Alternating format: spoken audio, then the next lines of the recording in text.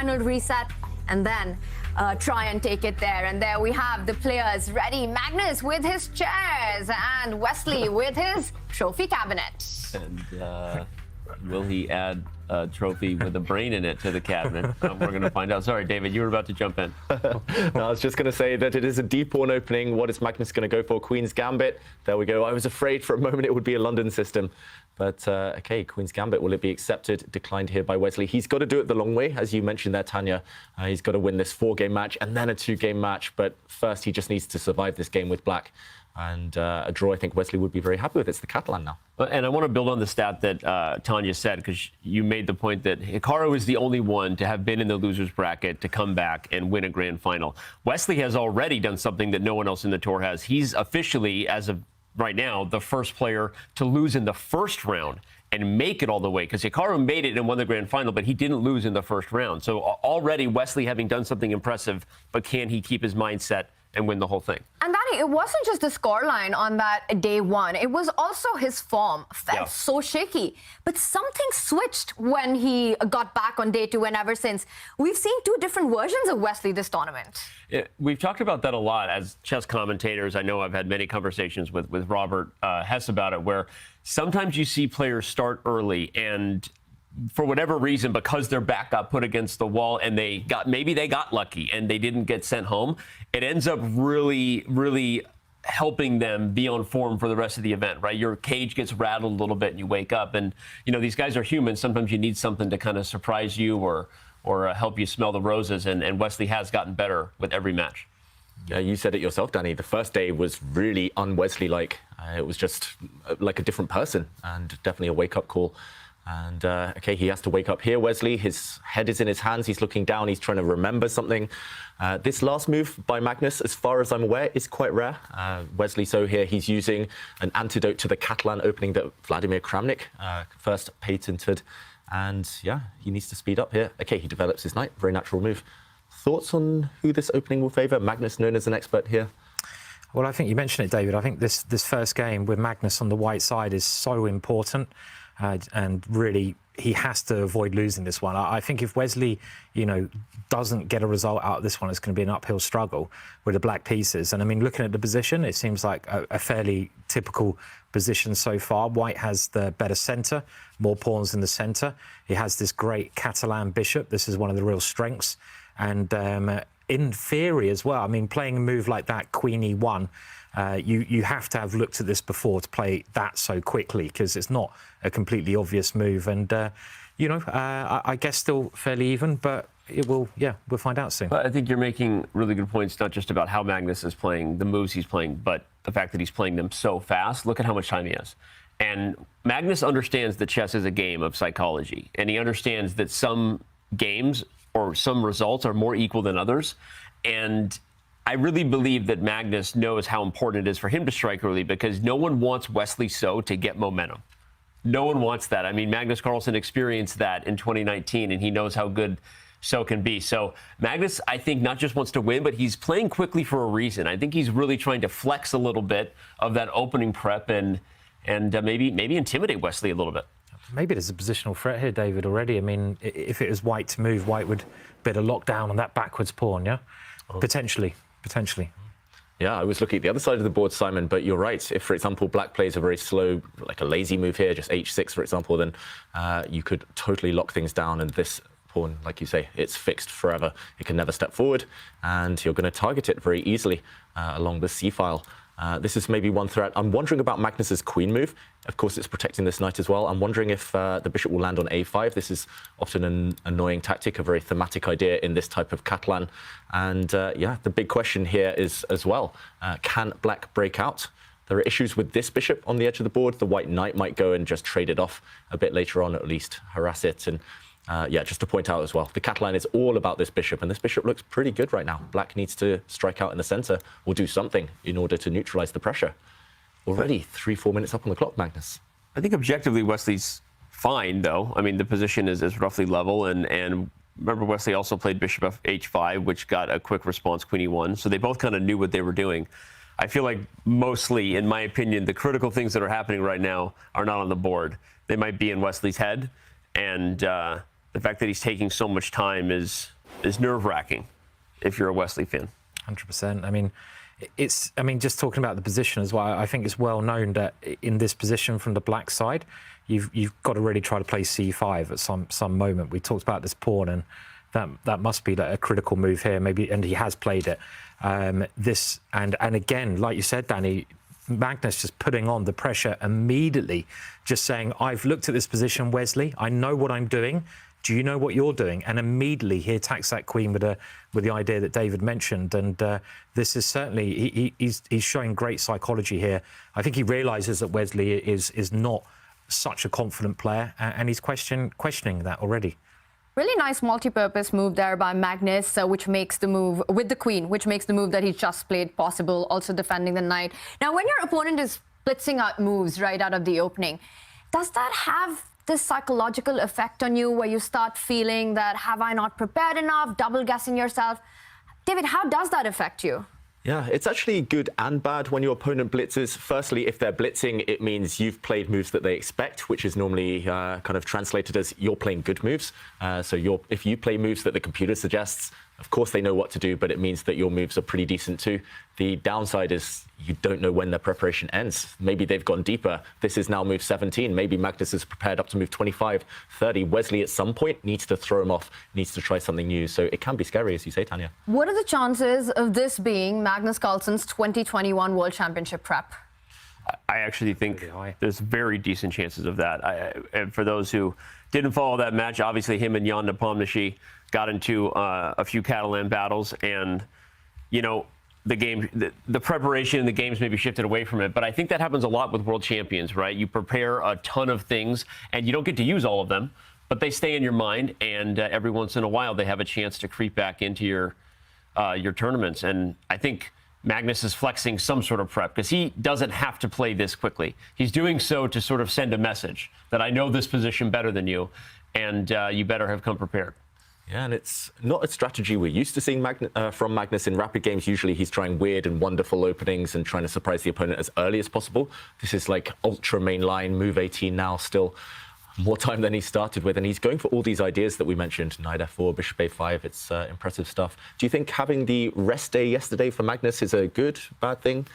Losing momentum, but having extra time to prepare for this match? I think it's definitely a good thing. I mean, he's been playing so much chess recently. He's been on a roll, but you do need to re-energize. Obviously, it's really hard to say how hard work it is playing chess, and how it can really just drain your energy. I mean, people think, oh, it's a game of chess. It's a bit of fun. You play it by the fireplace with your dad, and it's entertaining. But no, it can be pretty torturous in a really nice way. I mean, what I say to people, it's like, can you imagine the hardest exam you've done in your life? You normally do an exam for 3 hours. You're doing this for 4 or 5 hours. You're doing it every day, and you can't let your brain slip at all. You have to. You have to be totally 100% in the zone. You can't think about anything else. You can't. It's really stressful. It's really intense, and that is a very unique thing for chess, I think, actually. Well, and also because it's a game with high stakes, you're also dropping your adrenaline, right? It's exhausting. It is, right? And he had to do it not just once in terms of the exam, but twice yesterday against Iturrizaga and Noterbeck, of course. And so, yeah, this doesn't look like a great start. I mean, look, Magnus has more time than he started with. Wesley is about to be under half of his time remaining.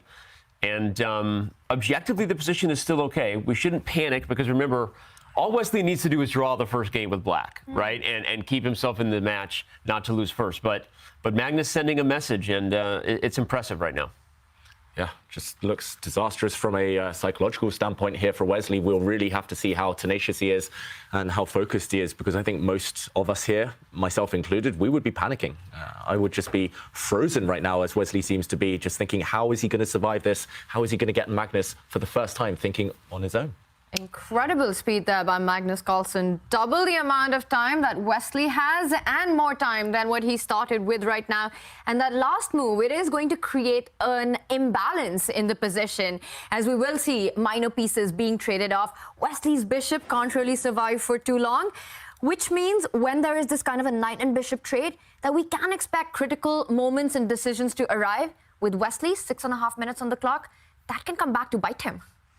Yeah, I mean, he's already half the time down, and Magnus is up. Magnus has more time than he started with, and obviously being the body language expert, of course, as you said, you can see that Wesley now is folding into his hands. His body language is a little bit slumped at this moment in time, and he's just not very happy, is he? And also, to be honest, looking at the board, it looks like it's quite a dangerous position. We see he's played another move here, but he's going to lose the bishop pair.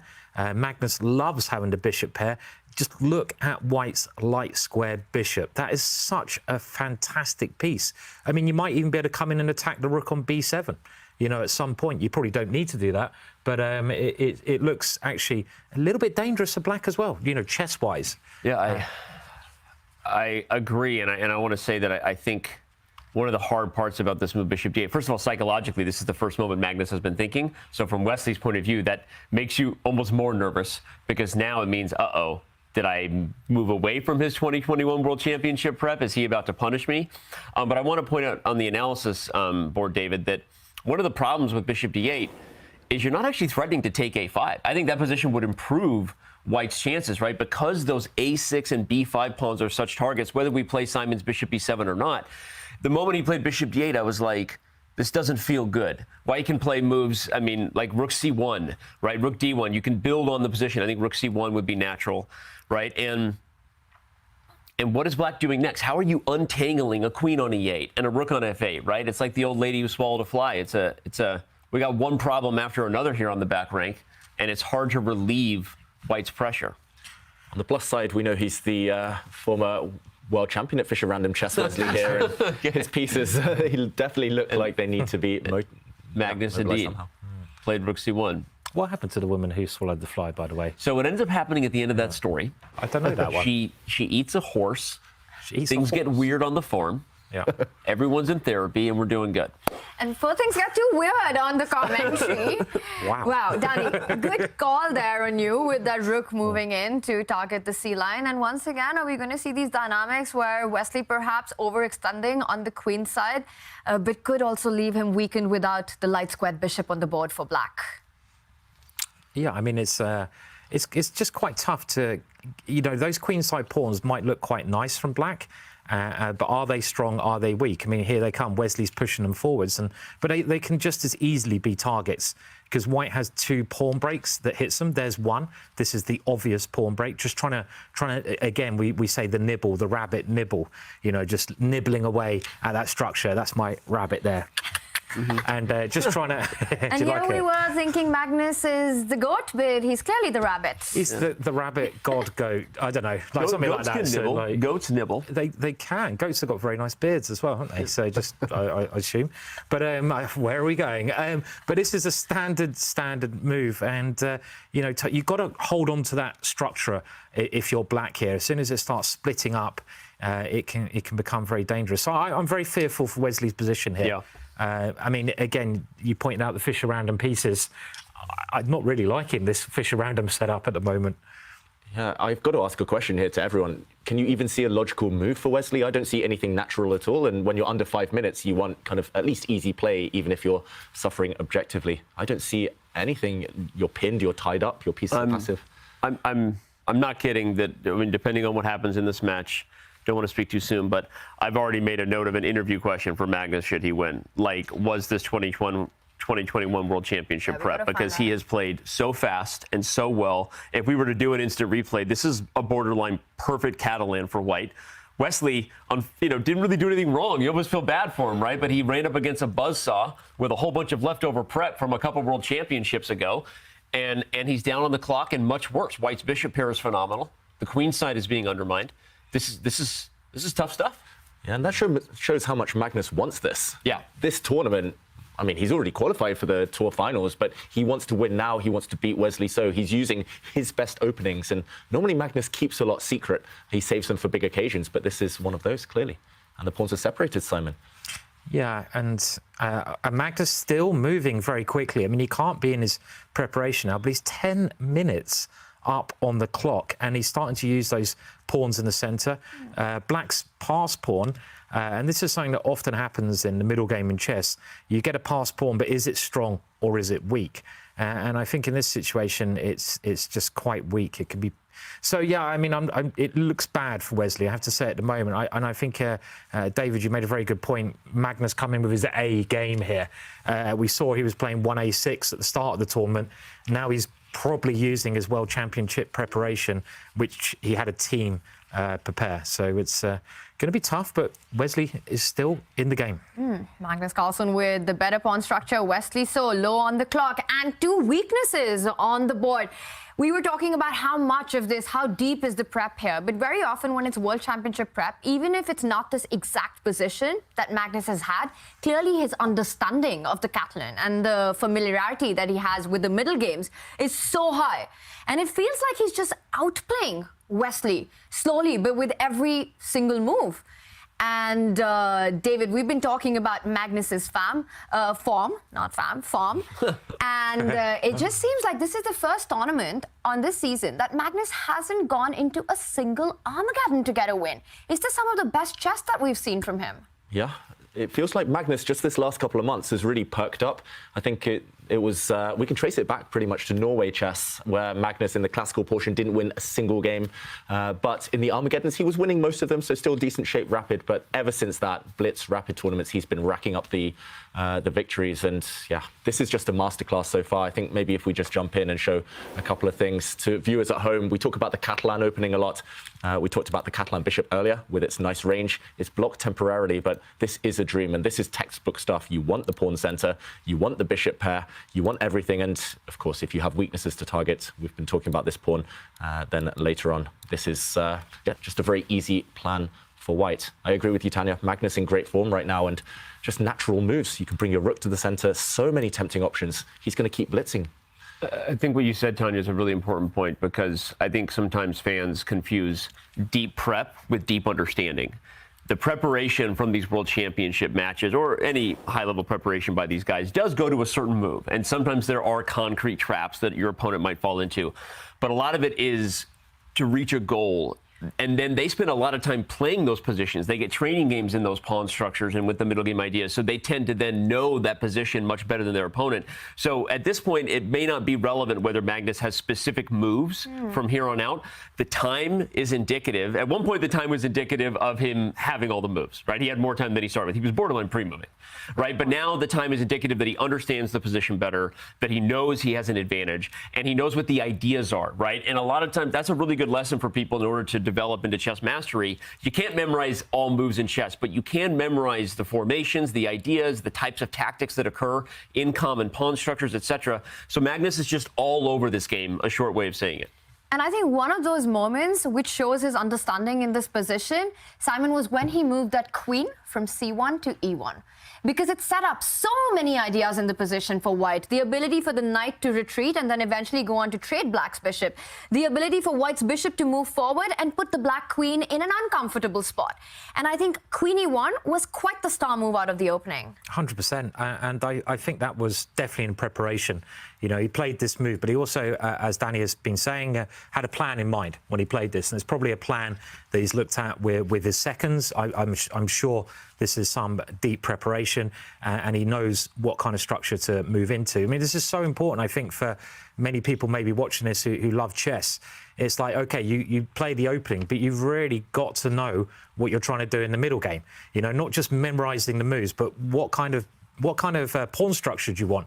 Where should your pieces go? What kind of pawn structure are you trying to stop your opponent getting? And it's amazing that not many actually lower-rated players think in this way, and that's an immediate way to improve your standard, and you can see that from this. And saying all that, you know, Wesley is in the game. He's not material down. He's kind of solid. I say kind of solid because I can see there's something happening in the centre at some point, but at the moment he's okay. And Magnus now having his first think, which again, anything that can give Wesley a bit of confidence is good for Wesley at this moment in time. And he just puts his rook one square forwards there, which doesn't look that challenging, David, a move like that for Wesley.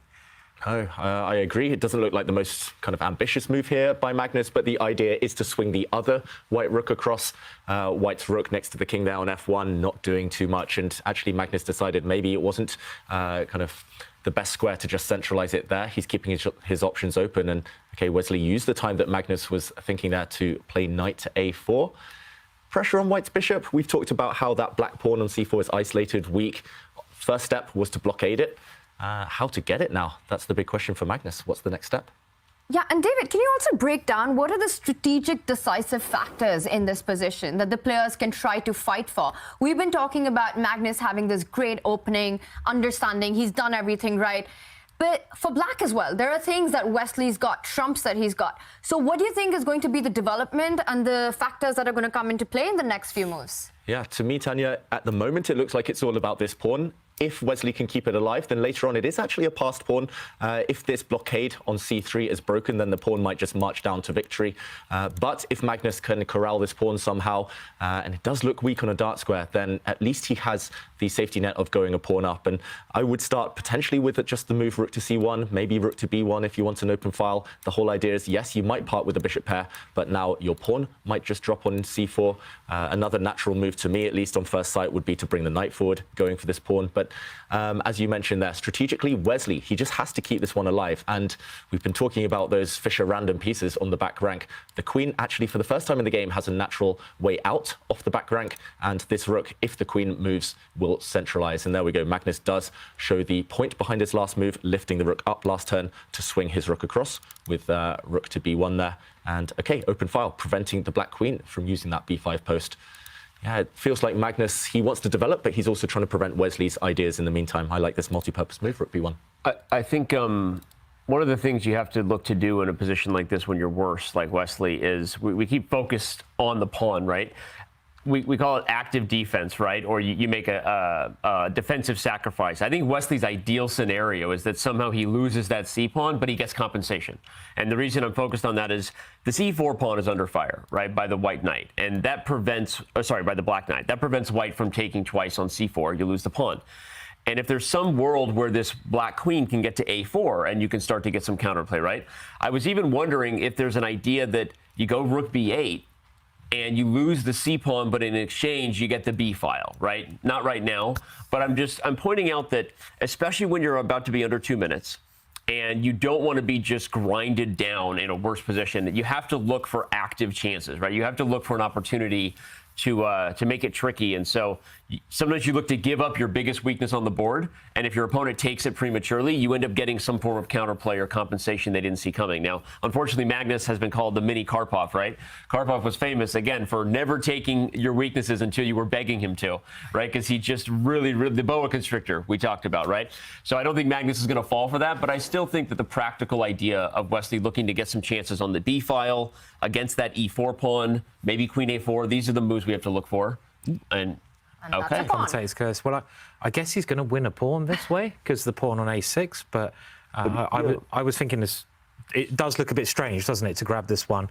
You know. Maybe it works though, because maybe it does work. Maybe it just wins a pawn. I think if you take, I guess we have to go back to the analysis. If you take twice and play knight takes e4, there's also knight e5 right away, which is part of the problem. Is you just instantly, now that I'm seeing it, you attack the queen and the knight. But, okay, let's stay with this, because Magnus won the pawn, and maybe Black plays... We're seeing this happen. Oh, wait, it's happening. Takes it. And if White does jump with the knight, Black will be forced to bring up the queen to d5, offer a trade, defend the knight. Will Magnus get greedy with the a-pawn, pick that up immediately, or jump in with the knight? What would be your choice here, David? I would at first calculate this knight jump just because the potential rewards, the potential profit is you might win a piece or you might immediately force Black into an awkward pin. But if this doesn't work out, your move there, Tanya, defending everything here, queen d5, then I might switch to just grabbing the pawn, being greedy, at least putting something in the bank for later. I think that's how players calculate at the top level. In this position, White has two very tempting moves. Queen takes pawn. You're a safe pawn up. The game goes on. Or there's something even more direct, even more ambitious and forcing, and that's where the players start their calculations. So I think Magnus is looking at knight e5. If he finds nothing else, then he'll take the pawn, and the game will go on. It's funny, though, because even though Magnus went for this, and we'll assume that it'll work because he's the greatest chess player of all time, I do think Wesley is breathing a little bit of a sigh of relief here, because we now have a new dynamic on the board, which is the opposite code bishops. right? And if you can get a blockade, you can hold positions where you're down, sometimes even 2 pawns with an obstacle bishop endgame. So obviously that A pawn is going to be a problem. And when you have a bishop on a long diagonal with an A pawn running, it's not your favorite position. At the same time, I don't think it's over yet for Wesley, and what a hold this would be. If Magnus doesn't win this game, that's a huge win for Wesley. Yeah. It's not over yet, but again, it comes down to that 17th piece as well, right? Yeah. Wesley with just a minute and a half on the clock. Simon, how much of a challenge is it not just having a minute and a half in this complicated position, but playing Magnus with that amount of time in this position? Well, it's hard enough just having a minute and a half at any stage in your life, especially as you get older, like me. But it's tricky. But I mean, there are. I don't know. I was just thinking, like stats-wise, what are the chances that Wesley's going to hold this? I think it's a 2-result game. I don't think he can win. So will he hold this or will he lose? And I'm thinking probably better chances he's going to draw this. That's what I would go for because of the opposite coloured bishops. And OK, we're going to see a forced variation here. Actually, this is quite interesting because now Magnus not grabbing that pawn, not trying to exchange queens, but keeping pieces on the board and keeping more pressure. But it's, I don't know, it seems like Wesley is still OK, just about. It hasn't got much worse for him, which is good because pieces are coming off the board. But he has to move quickly, which is also not good. Well, Yeah. when you're... OK, Magnus has been great. Magnus clearly brought some prep to the table. We'll find out if it was from the World Championship.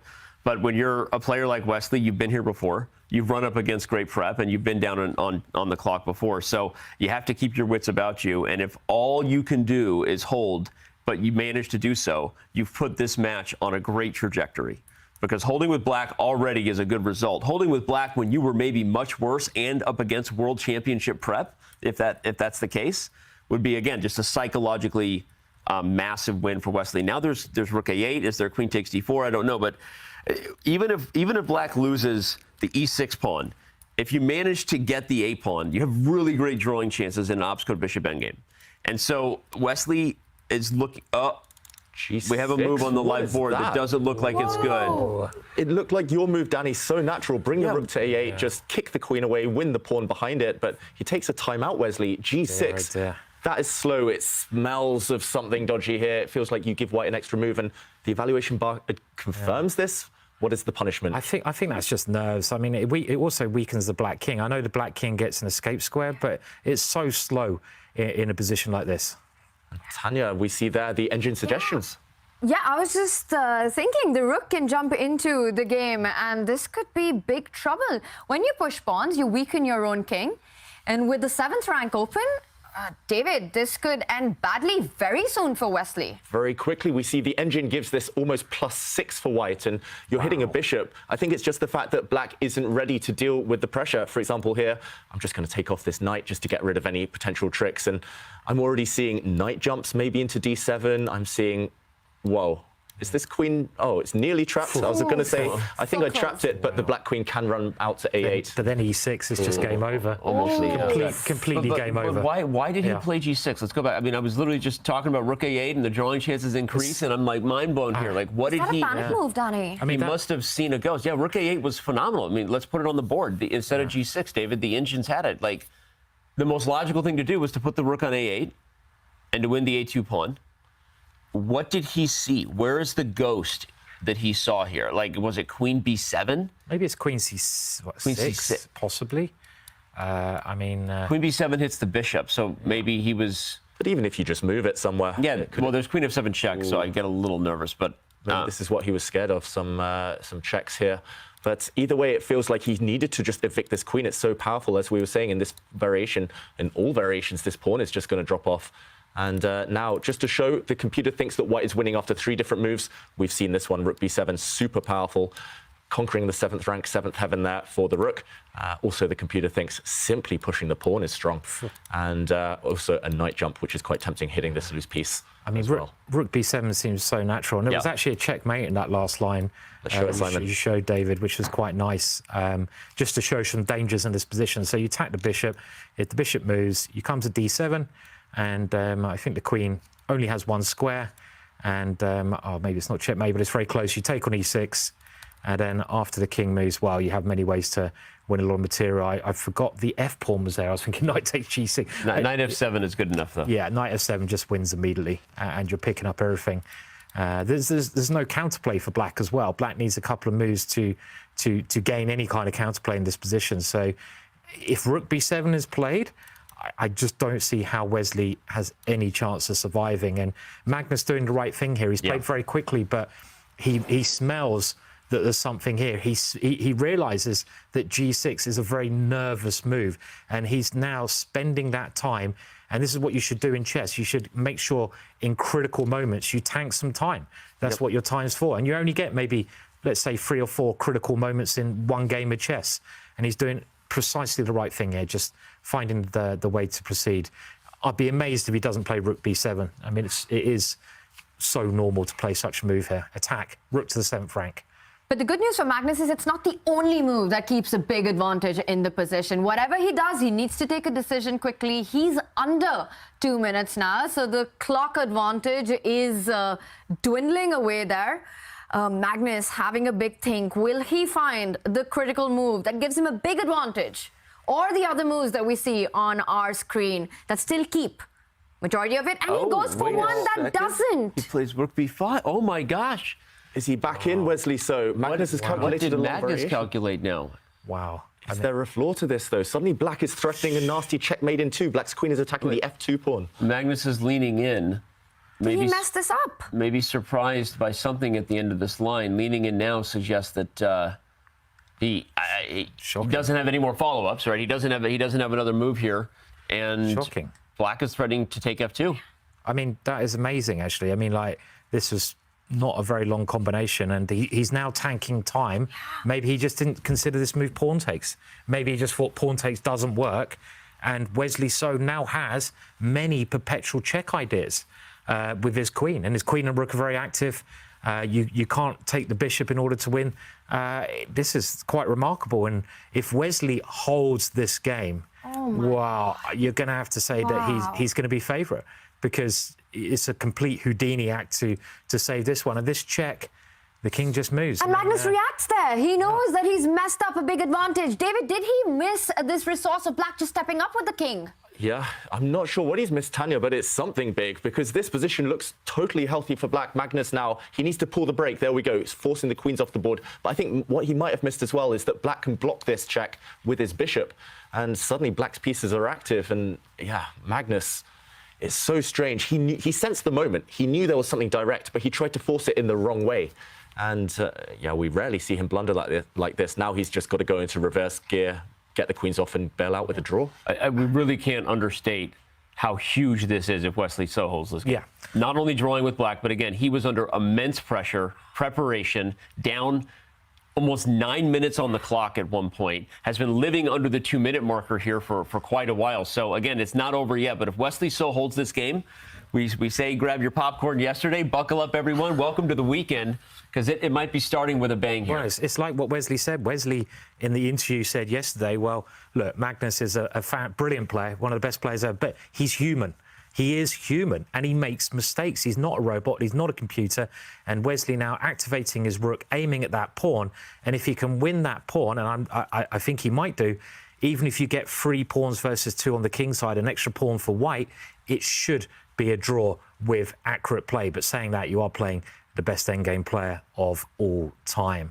So a bit of work to do still in this position to oh, hello. And now just seconds on the clock, and Wesley blunders with 3 seconds. He walks into a pin.